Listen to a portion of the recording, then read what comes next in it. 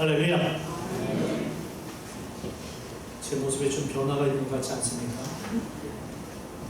머리를 좀 잘랐습니다. 제가 7개월 만에 처음 머리를 잘랐어요. 그래서 얼마나 감사한 마음입니다. 어떤 분은 나지도 않은 머리가 더 풍성해졌다고 이렇게 믿음으로 말씀해 주신 분이 있었어요. 자세히 보기도 하니까 노주현처럼 보이기도 하고 좋습니다. 여튼 하나님께서 은혜를 주셔서 우리가 이 자리에 나오는 믿습니다.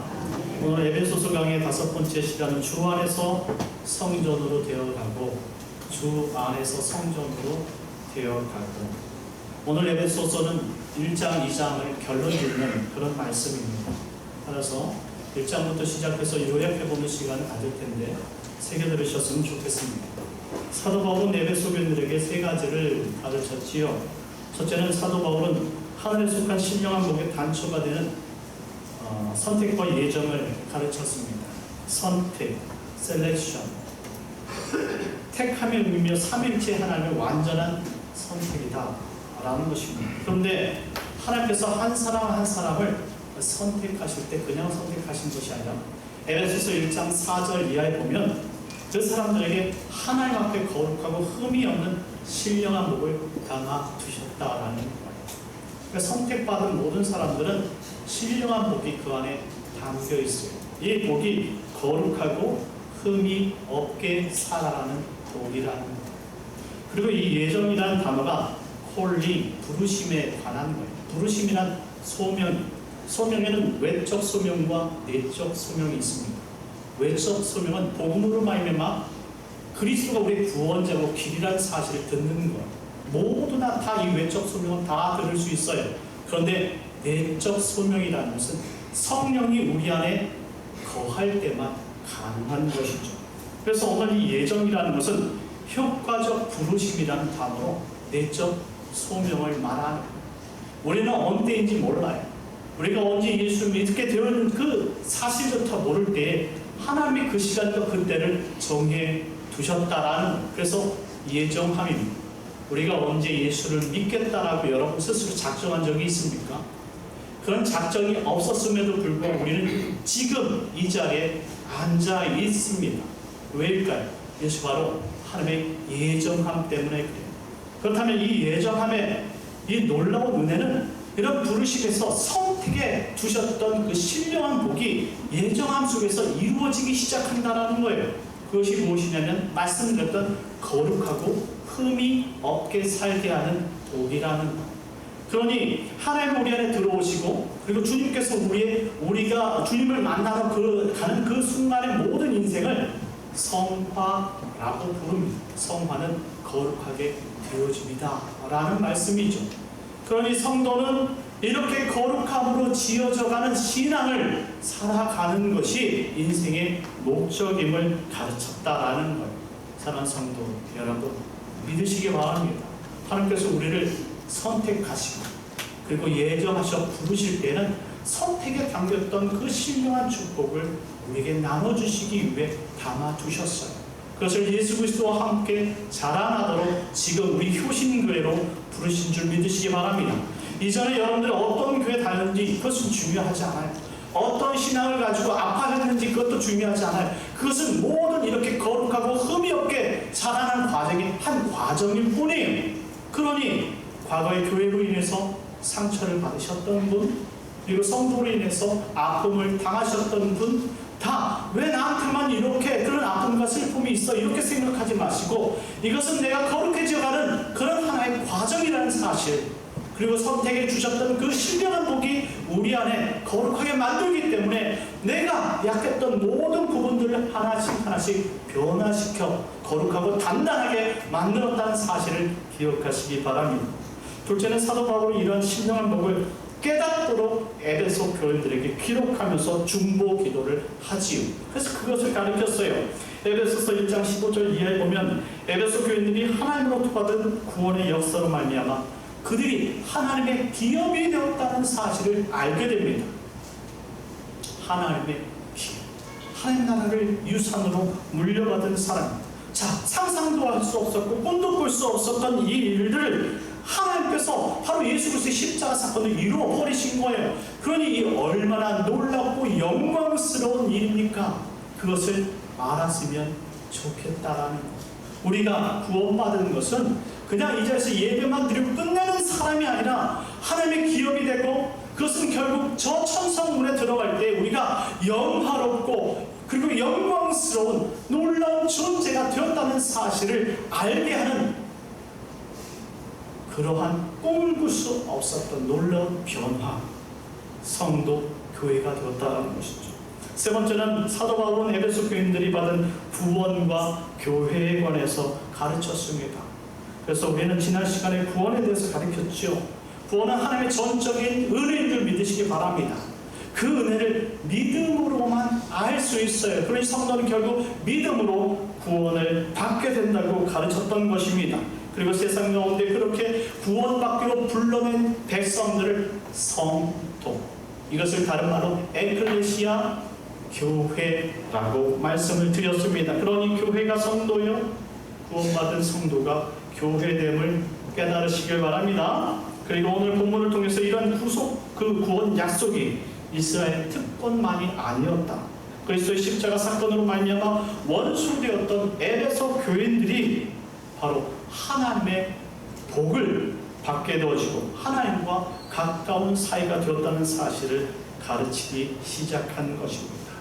자, 그럼 오늘 본문으로 들어가서 11절과 12절 말씀입니다. 다 같이 읽도록 하겠습니다. 시작. 그러므로 생각하라. 너희는 그때에 육체로는 이방인이요 손으로 육체에 행한 할례를 받은 무리라 칭하는 자들로부터 할례를 받지 않은 무리라 칭함을 받은 자들이라. 그때 너희는 그리스도 밖에 있었고 이스라엘 나라 밖의 사람이라. 약속의 언약들에 대하여는 외인이며 세상에서 소망이 없고 하나님도 없는 자이더니. 아멘. 참 말이 어렵지요. 자, 11절 시작은 그러므로 생각하라. Remember. 기억하라는 것입니다. 어떤 것을 기억해야 합니까? 첫째는 11절 말씀에 할례 받지 않은 무리였었다라는 것이고, 둘째는 12절 말씀 가운데 이스라엘 나라 밖에 사람이었다는 사실을 기억하라는 것입니다. 할례 받지 않은 무리, 그리고 이스라엘 나라의 밖의 사람들, 이 모든 것이 이스라엘의 특권 의식을 나타내는 문장들이라는 것이죠. 하나님께서 이스라엘 선택하셨을 때 이스라엘 백성들에게 특별한 언약을 주셨어요. 그것이 우리가 잘 알고 있는 십계명과 율법이라는 것입니다. 그때 이스라엘 나라 밖의 사람들은 할례 받지 못한 사람들이었으며 세상에는 소망도 없었고 하나님도 없던 자들이 바로 이방인인 에베소 교인들이었다라는 거예요. 그런데 이런 특권을 누렸던 그들이 이제 그들 밖에 있던 이스라엘 사람이 아닌 에베소 교인들까지도 그런 특권을 누리게 되었다라는 사실을 말씀하고 있어요. 그러니 우리가 이런 특권의식을 가지게 되면 과거의 우리 존재가 정말로 이스라엘 밖의 사람들이었고 할례 받지 못한 사람들이었다는 사실을 기억하는 데서부터 시작한다는 것. 성도 여러분, 우리가 하나님의 자녀가 된 것이, 은혜된 것은 과거에 내가 정말 믿을 수 없는 상황에 그러한 죄인이었지만, 그런 죄인이었음에도 불구하고 하나님이 우리를 기억하셔서 불러내셨다는 사실, 이것을 알 때 하나님의 그 부르신 은혜가 얼마나 큰지 모릅니다. 그러니 우리가 과거에 그런 죄인이었다는 사실을 기억하는 것, 그것은 하나님께서 나에게 주신 그 은혜를 더욱더 돋보이게 하는 영광스러운 일인 줄 믿으시기 바랍니다. 13절 말씀을 다 같이 읽도록 하겠습니다. 13절입니다. 시작. 이제는 전에 멀리 있던 너희가 그리스도 예수 안에서 그리스도의 피로 가까워졌느니라. 전에 멀리 있었다는 말씀처럼 아담 이후에 타락한 모든 사람들은 하나님으로부터 멀리 떨어진 이방인들이었다라는 거예요. 그럼에도 불구하고 하나님은 아브라함을 선택하셨어요. 그리고 그를 불러서 바로 이스라엘 사람의 초상으로 삼으셨던 것이죠. 그리고 특별한 민족으로 만들어 주셨습니다. 그것이 지금 사도 바울이 말씀하는 이스라엘 백성들이에요. 그러한 이스라엘에게 주신 그 특권에서 상대적으로 멀리 떨어졌던 사람들이 누구냐? 바로 복음을 듣지 못했다, 율법을 받지 못했다, 할례 받지 못한 이방인들, 에베소 교인들이었다라는 거예요. 그랬던 그들이 예수 그리스도의 십자가로 말미암아 하나님과 가깝게 되었다라는 사실입니다. 우리가 복음의 변방에 살았어요. 이 복음이 저 예루살렘에서부터 시작되었다면 수천 년을 지나면서 그 복음이 우리 대한민국으로 들어온 것 아니에요. 그 대한민국의 복음이 들어오기까지 우리는 변방 속에서 바로 하나님을 바라볼 수 없는 소망 없는 사람들이었다라는 거예요. 그런데 하나님께서 기억하시고 그 복음을 우리나라에게 심어주심으로 말미암아 이제 우리도 하나님과 가까운 사이로 만들어 주셨다라는 말씀입니다. 얼마나 은혜되는 말씀입니까? 그래서 사도 바울은 14절부터 18절까지 어떻게 에베소 교인들이 하나님과 가깝게 되었는지를 설명합니다. 마스크를 너무 진하게 끼고 있으면 졸음이 옵니다.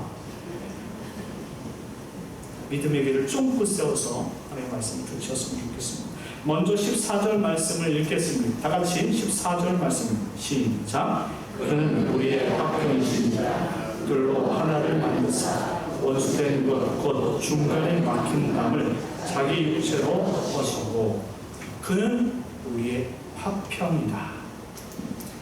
이 말씀은 예수 그리스도께서 중보자 역할을 감당하셨다라는 말씀입니다.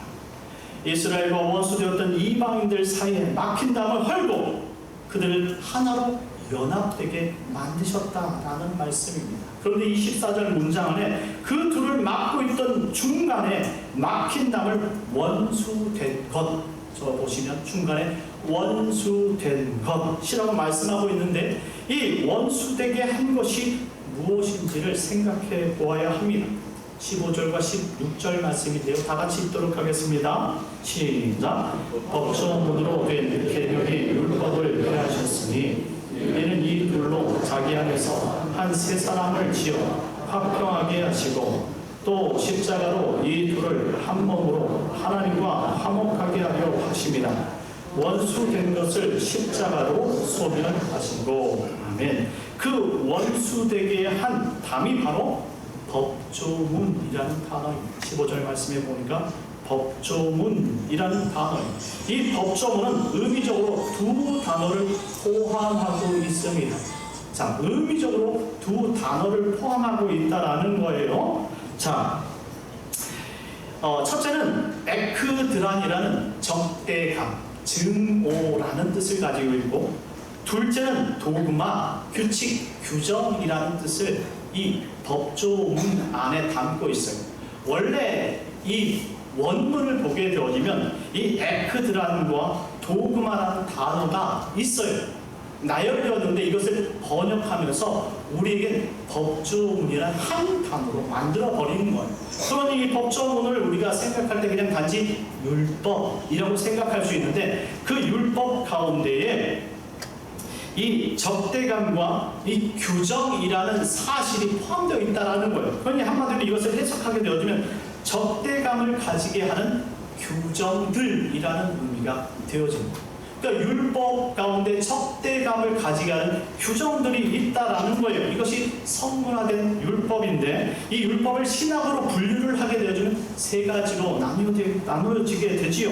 의식법, 도덕법, 시민법입니다. 당시는 그 율법을 하나님께서 한 뭉텅이를 우리에게 주셨지만 이것을 이제 공부하는 신학자들이 분류를 나눴는데 의식법 그리고 도덕법, 시민법으로 나누었다라는 겁니다. 특별히 여기에서 이 무엇을 행하여 의로움을 얻을 수 있도록 구별해 놓은 것을 의식법이라고 말하는 겁니다. 자, 그렇다면 지금 이 법조문 그것이 바로 이 적대감을 가지게 하는 규정들이라고 말하는데 이 규정을 의식법이라고 설명을 하는 거예요. 왜냐하면 이 의식법 안에는 바로 제사법이 들어가 있어요. 그리고 절기법이 들어가 있어요. 이 절기법 안에는 안식일을 지키는 것이 들어가 있고 그 다음에 정결법이 들어가 있어요. 어떻게 하면 깨끗하게 되어지는, 그리고 할례의 문제가 담겨 있어요. 다시 말하면 행하여서 우리가 의로움을 얻게 되어진 모든 수단과 방법들이 이 의식법 안에 담겨져 있다라는 거예요. 그러니 백성들이 이것을 지킴으로 말미암아 하나님의 백성이 되어진다고 생각했고, 그리고 하나님의 의를 얻는다라고 생각했다라는 거예요. 이런 의식법을 지키면 사람들이 어떻게 되냐면 특별한 존재의식을 갖게 되어지죠. 특별한 존재의식을 갖고 또 그렇게 살아가게 되어지면 바로 우물한 개구리처럼 다른 모든 사람들을 다 바깥쪽으로 다 밀어넣게 되는 것입니다. 이래서 이런 특별법을 가진 사람들은 우월감과 상대방과 자연스럽게 단절된 관계를 갖게 되는 것입니다. 그래서 이 구약의 이스라엘 사람들은 이방인과 접촉하지 않았어요. 왜냐하면 그들은 특별한 존재라는 우월법이 있었기 때문에 그래요. 그리고 오히려 서로에게 적대감을 가지게 하는 요소가 되었다는 거예요.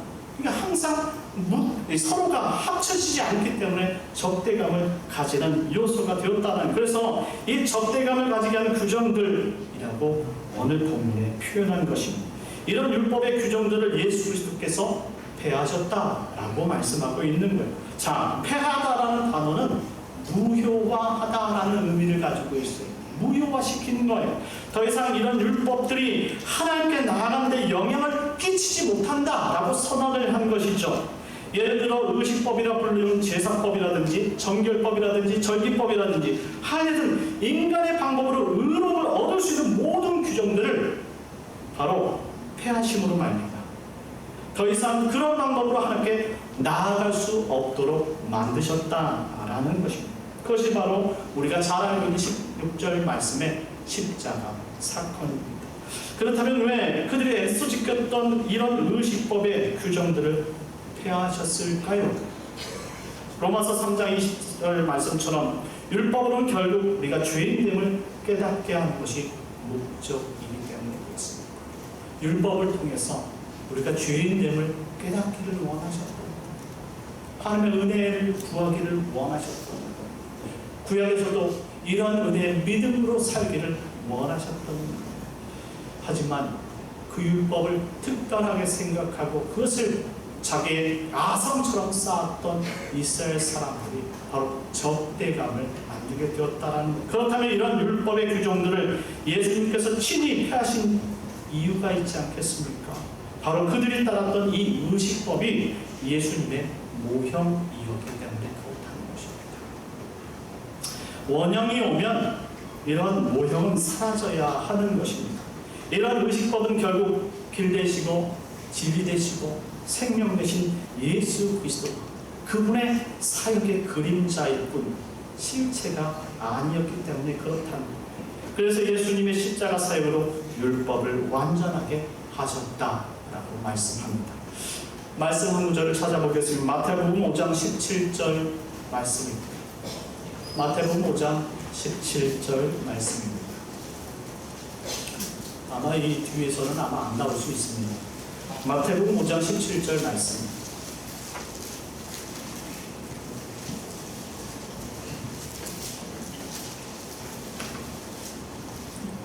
신약 마태복음 5장 17절 말씀입니다. 찾으셨습니까? 우리 씩씩한 목소리로 다 같이 읽도록 하겠습니다. 시작. 내가 율법이나 선지자를 폐하러 온 줄로 생각하지 말라. 폐하러 온 것이 아니요 완전하게 하려 함이라. 아멘. 율법을 폐하지 않고 완전하게 하려 하셨다. 이 완전, 플레로우라는 단어인데요. 이 플레로우는 충만하게 하다라는, 부족한 것을 충만하게 채웠다라는 의미가 된 것입니다. 그렇습니다. 그림자는 실체가 올 때 충만하게 채워지는 것이에요. 모형은 원형이 오면 사라져야 되는 것이 마땅한 것입니다. 그래서 예수님께서 친히 십자가를 짊어지심으로 말미암아 제사법, 절기법, 그리고 그 사역이었던 이런 할례들이 다 사라지게 되었다라는 거예요. 그 결과 어떻게 되었냐? 15절 우리 본문의 하반절에 돌아가게 되면 하나의 특별한 존재를 탄생하게 되었어요. 그것이 바로 한 세 사람이라고 불려지는 교회가 되어진 것입니다. 자, 여기서 한 세 사람, 이 새롭다 표현한 이 카이노스라는 단어는 이 형태적으로 그리고 내용적으로 완전히 새롭게 창조된 특별한 존재를 가리키는 단어예요. 형태와 내용이 바뀌어진 존재. 자, 이를 성도라 말하고 또한 교회라 부른다고 설명을 드렸습니다. 그런데 여러분들 생각해 보셨습니까? 우리가 예수 그리스도를 믿음으로 말미암아 이런 교회와 성도가 되었습니다. 믿으시기 바랍니다. 그런데 여러분 그 외형과 내형 면에서 여러분 완전하게 특별하게 바뀌셨습니까? 여기서 우리는 아이러니해서 정말 우리가 성경의 그 내용들을 잘 이해하지 못할 때가 있지요. 교회가 이처럼 이 외형적으로 내용적으로 완전히 새롭게 탄생한 존재라면 우리도 거듭남으로 말미암아 완전한 새로움을 입어야 됨에도 불구하고 우리 모습은 그대로 변하지 않고 있다라는 것. 그래서 오늘 사도 바울은 21절 이에 성전이라는 개념을 가지고 오는 거예요. 성전은 무엇입니까? 하나님을 담는 그릇이에요. 우리가 왜 외형적으로 그리고 내용적으로 특별한 존재가 되는지 아십니까? 바로 성전이라는 개념이 우리 안에 들어왔기 때문에 우리는 하나님의 성전으로 지어가는 존재라는 거예요. 그리고 예전에 없던 바로 그러한 모습이 예수 그리스도의 그 구원 역사로 말미암아 우리가 완전히 변화되게 되었다는 것입니다. 그렇습니다. 우리가 그에 대한 바로 성전의 특별함을 가지고 있기 때문이라 설명하고 있습니다. 이처럼 비록 피부색이 다르고 언어가 다르고 문화 양식이 달랐지만 예수 그리스도의 십자가는 이스라엘 백성과 이방인 되었던 이 원수된 이 저 멀리 있는 사람들을 특별한 존재로 만들어 내셨다라는 거예요. 고린도후서 5장 17절 말씀에 그런즉 누구든지 그리스도 안에 있으면 새로운 피조물이다. 이전 것은 지나갔으니 보라 새 것이 되었도다. 믿으시기 바랍니다. 완전한 변화를 이루신 예수 그리스도의 사역으로 말미암아 우리가 새것 된 줄 믿으시기 바랍니다.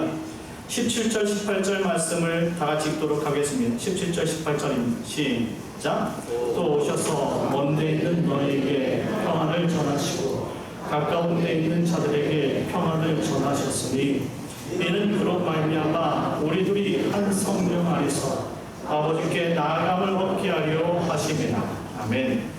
십자가 사건은 언약을 놓고 멀리 있던 에베소 교인들에게까지 복음을 듣게 하셨고 그로 말미암아 18절 말씀처럼 우리들이 한 성령 안에서 아버지께 나아감을 얻게 하는 단초가 되었다라는 것입니다. 여기 우리 둘이란 말은 사도 바울을 포함한 이스라엘 사람과 그리고 이방인이었던 이 에베소 교인들을 포함하는 말씀입니다. 모두가 예수님의 십자가로 말미암아 하나님 아버지께 나아가는 상기를 얻게 되었다는 것이요. 사랑하는 성도 여러분, 예수 그리스도의 십자가가 우리를 이스라엘 백성 같게 하셨고 예수 그리스도의 십자가가 우리를 하나님의 백성으로 이끌어 주셨다는 사실을 믿으시기 바랍니다. 그래서 19절 말씀에 보면 그러므로 이제부터는 너희는 외인도 아니요 나그네도 아니요 오직 성도들과 동일한 시민이요 하나님의 권속이라 선포하고 있는 것입니다. 이제 예수 안에 있는 사람들은 이방인도 아닙니다. 그리고 고향이 없는 사람도 아닙니다. 오직 성도이며 하나님 나라의 시민됨을 믿으시기 바랍니다. 20절 말씀을 다 같이 읽도록 하겠습니다. 시작.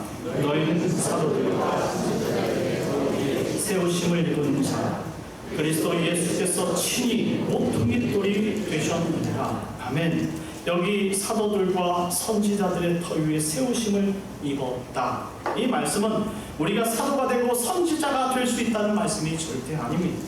이미 그러한 직분 사도시대 다 끝나버렸어요. 단지 이 사도성과 이 선지자적 기능이 우리 교회 안에 담겨져 있다는 것입니다. 그러니 사도들이 전한 복음과 구약의 선지자들의 터 위에 세우심을 받았다라는 말씀은 사도들과 선지자들이 복음 계시에 이 최초의 수납자가 된다라는 거예요. 최초로 이 복음을 선포할 수 있도록 하나님으로부터 명령을 받았다라는 거예요. 그 받은 명령을 선포자로서 그 복음 위에 교회가 시작되었다라는 말씀입니다. 그리고 예수님께서 친히 모퉁이 돌이 되셨다라고 선언합니다. 모퉁이 돌, 포스트 스톤이라고 말한 주춧돌. 이 주춧돌은 이 건물을 지을 때 기둥을 받치는 돌이라고 말합니다. 건물을 단단히 세우기 위한 초석으로 그 주춧돌을 심는 것이죠. 이 초석을 성전 모서리 동서남북 양 네 방향의 꼭지점에 이 주춧돌을 세우고 그 위에 구조물을 얹어서 성전을 만들어낸다라는 거예요. 21절 말씀을 읽어보도록 하겠습니다. 시작. 그의 안에서 건물마다 서로 연결하여 주 안에서 성전이 되어가고, 이처럼 성전은 주춧돌 위에 건물을 세워가는 것이에요. 근데 보통 성전을 말할 때 이방인의 뜰, 여인의 뜰, 그리고 남자들이 들어갈 수 있는 번제단 앞에 뜰, 그리고 제사장들이 하나님 앞에 예배하게 들어가는 성소로 이렇게 나눠지지 않습니까? 이 모든 것을 통틀어서 성전이라 말할 때 히에론이라고 부릅니다. 그런데 특별한 장소, 하나님이 임재하는 성소만을 언급할 때 그것을 나우스라고 표기하는데, 오늘 본문에서는 그 성전을 나우스라고 표현을 하는 거예요. 이 말씀이 무엇입니까? 바로 이것이 교회가 형태적으로, 내용적으로 특별한 장소라는 사실을 가르쳐주고 있는, 하나님 우리 안에 직접 들어옴으로 말미암아 우리는 예전의 모습이 아니라 하나님이 구하시는 그러한 성전으로 지어진 특별한 외형을 가졌고, 그 내용에 예전에 죄인의 것을 담고 있었다면 이제 예수 그리스도로 가득 차 있는 성도가 되었다라는 의미입니다. 그런데 이러한 성도들은 그 안에서 건물마다 서로 연결하여 라고 표현하고 있습니다. 성전은 벽돌 하나만으로 건축되어진 것이 아니죠. 벽돌과 벽돌이 이어질 때 성전으로 만들어지는 거예요. 자, 개개인의 이 벽돌을 성도, 교회라고 표현한다면 오늘 이 성전은 그러한 교회들이 하나씩 모일 때의 성전으로 바뀌어진다라는 거예요. 그러니 내 자신 하나만은 의미가 없고 당신이 필요하다라는 사실입니다. 교회는 나만의 신앙을 요구하는 것이 아니라 당신의 신앙도 요구하는 거예요. 그래서 교회 공동체가 성전으로 바뀌게 되려면 바로 나만 잘해서가 되는 것이 아니라 우리 모두가 잘할 때에 그것이 모여 하나하나 하나님이 원하시는 아름다운 성전으로 지어져 간다는 사실을 기억하시기 바랍니다. 특별히 문장 끝에 성전이 되어가고 라는 문장은 교회의 성장이 멈춰있다는 것이 아니에요. 아직도 계속해서 성전으로 지어져 가고 있다라는 계속적 용법으로 사용되어져 있습니다. 교회는 살아있다는 말씀입니다. 교회는 계속해서 성장하는 공동체라는 말씀입니다. 그러니 나 혼자 서지 않고 우리 모두가 설 때에 교회 공동체는 의미가 있는 줄 믿으시기 바랍니다. 성도 여러분, 나만 생각하지 마세요. 예수님께서 나만을 위해서 죽으신 것이 아니라 내 옆에 앉아있는 당신을 위해서 죽으셨다는 사실도 기억해요. 예수님 오실 때 나만 귀한 것이 아닙니다. 내 옆에 있는 당신도 귀한 것이에요. 서로가 귀한 존재라면 서로가 그 귀함을 인정할 때에 서로가 행복한 것 아니겠습니까? 내 자식만 이뻐하고 남의 자식을 미워한다면 어찌 다른 사람이 그 사람을 인격자요, 그 사람을 온전하다라고 교양있다라고 말할 수 있겠습니까? 우리가 서로가 서로를 배려하고 내가 내 자식을 사랑하는 것만큼 우리가 남의 자식도 사랑을 하고 100% 줄 때에 서로가 서로를 존중해 주는 것 아니겠습니까? 성전은 이와 같은 것이라고 말하고 있는 것입니다. 그러니 나만 사랑하지 말고 내 옆에 있는 사람을 사랑하시고 그 사랑을 우리로 번져가게 하는 그런 성도들 되었으면 좋겠습니다. 마지막으로 22절 말씀을 읽도록 하겠습니다. 다 같이 읽겠습니다. 시작. 너희도 성령을